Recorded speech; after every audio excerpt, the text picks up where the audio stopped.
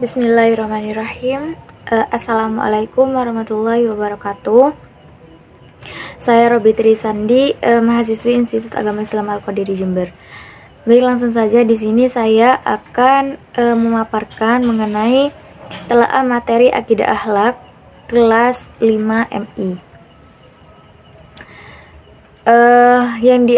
Yang diampu oleh Bapak dosen Fikri Farihin MPDI selaku pengampu dosen mata kuliah telaah materi akidah akhlak.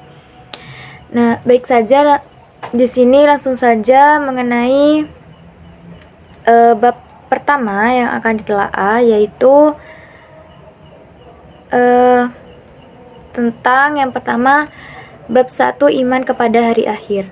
Nah, di mana di sini kompetensi intinya yaitu menerima dan menjalankan ajaran agama yang dianutnya. Kemudian di sini menunjukkan perilaku jujur, disiplin, tanggung jawab, santun, peduli, dan percaya diri dalam berinteraksi dengan keluarga, teman, guru, dan tetangganya. Kemudian memahami pengetahuan faktual dengan cara mengamati. Kemudian menyajikan pengetahuan faktual dalam bahasa yang jelas dan logis dalam karya yang estetis. Nah, di mana di bab 1 ini yaitu materi pembelajarannya yang pertama, mari mengenal hari akhir. Nah, di mana di sini dijelaskan bahwasannya rukun iman yang kelima adalah percaya akan terjadinya hari akhir atau kiamat. Nah, hari itu adalah hari yang dijanjikan oleh Allah Subhanahu wa taala. Hari itu pasti akan datang, tapi tidak ada orang yang tahu kapan datangnya hari akhir termasuk malaikat dan rasulnya, kecuali hanya Allah Subhanahu wa taala. Hal tersebut bagian dari rahasia Allah. Sebagai orang yang beriman, percaya akan adanya hari akhir hukumnya wajib. Sedangkan bagi orang yang tidak percaya akan terjadinya hari kiamat, maka tergolong orang kafir. Nah, ini penjelasan mengenai materi pembelajaran yang pertama. Kemudian mengenal nama-nama hari akhir. Nah, di mana Allah Subhanahu wa taala menyebut nama-nama hari akhir di dalam Al-Quran dengan istilah yang berbeda-beda sesuai dengan peristiwanya. Nah, yang pertama yaitu Yaumul Qiyamah, dan yang kedua Yaumul Zalzalah, dan yang ketiga Yaumul Ba'ats, kemudian Yaumul Mahsyar, dan Yaumul Hisab. Nah, ini di bukunya sudah dijelaskan, di buku paket panduan siswa sudah dijelaskan mengenai nama-nama hari yang saya sebutkan barusan. Nah, kemudian yang ketiga yaitu mengenai tanda-tanda hari akhir. Di mana di sini zaman sudah akhir, usia bumi juga semakin tua. Nah, tanda-tanda hari akhir atau yang menjadi alamat akan terjadinya hari kiamat sudah mulai nampak. Dan tanda-tanda hari kiamat dikelompokkan menjadi dua, yaitu tanda-tanda kecil dan tanda-tanda besar. Nah, di sini juga pada materi ini dijelaskan dan disebutkan adapun tanda-tanda kiamat kecil. Yang pertama yaitu benda mati dapat bersuara seperti robot, televisi, dan handphone. Nah, ini sudah terjadi pada zaman sekarang. Kemudian ada ilmu agama yang dicabut, ditandai dengan meninggalnya para ulama dan tidak ada penggantinya. Kemudian laki-laki mirip perempuan dan perempuan mirip laki-laki. Dan ini pun sudah banyak terjadi pada zaman sekarang ini. Dan yang keempat, semakin banyaknya kemaksiatan. Kemudian orang kaya diagung-agungkan. Ini dari tanda-tanda kiamat kecil.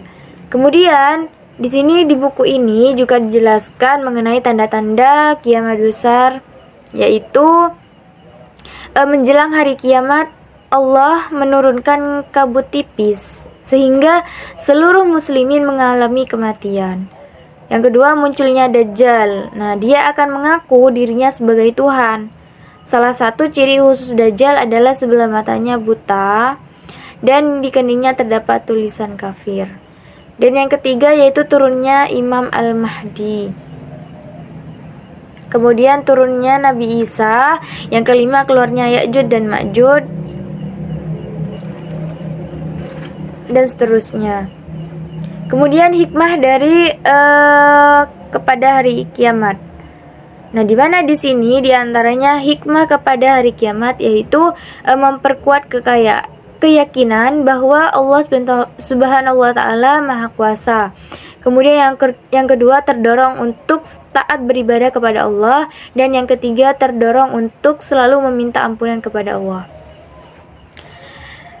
Itu dari materi pembelajaran bab 1. Kemudian materi pembelajaran yang kedua yaitu bab 2, di mana judul materinya yaitu indahnya berperilaku terpuji ketika bertamu. Nah, di sini materi pembelajarannya yang pertama yaitu adab bertamu. Nah, di mana siapapun kalian pasti pernah berkunjung ke rumah saudara atau teman untuk bersilaturahmi dengan maksud dan tujuan tertentu. Misalnya pinjam buku, menengok orang sakit, mengantarkan makanan atau keperluan lainnya. Dimana pada bab kedua poin pertama ini dijelaskan dari itu ada bertamu yaitu mengucapkan salam, kemudian bertamu tidak boleh lebih dari 3 hari, kemudian kembali pulang ketika tuan rumah tidak mengizinkan masuk. Kemudian yang poin kedua ada penerima tamu. Nah, di mana di sini bertamu ada adabnya. Begitu juga bagi tuan rumah atau penerima tamu juga harus punya perilaku yang baik. Kemudian poin yang kedua, submateri yang kedua yaitu waktu bertamu. Nah, di mana di sini bertamu dengan niat silaturahim merupakan ibadah dan akan banyak mendapat manfaat. Nah, dari adab-adab ini ada waktu yang pas untuk bertamu, namun ada waktu-waktu yang tidak tepat untuk bertamu dan harus dihindari. Semisal waktu sebelum sholat subuh, kemudian waktu sholat atau waktu zikir dan membaca Al-Quran. Yang ketiga waktu istirahat atau tidur siang, dan yang keempat setelah sholat isya.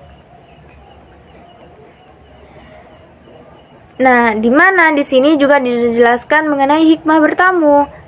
Apabila adab bertamu ditegakkan dengan baik, maka akan mendapatkan manfaat atau hikmah yang besar bagi orang bertamu atau orang yang kedatangan tamu. Salah satunya hikmah dari bertamu yaitu bertamu dengan adab yang baik dapat menumbuhkan sikap toleran. Kemudian Islam juga memandang setiap orang mempunyai persamaan dan kesesuaian dalam berbagai hal dan kepentingan. Kemudian bertamu dapat menciptakan perdamaian.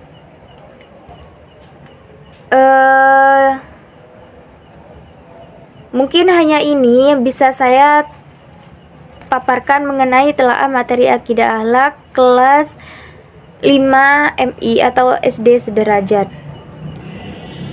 Kurang lebihnya akhirul kalam. Wassalamualaikum warahmatullahi wabarakatuh.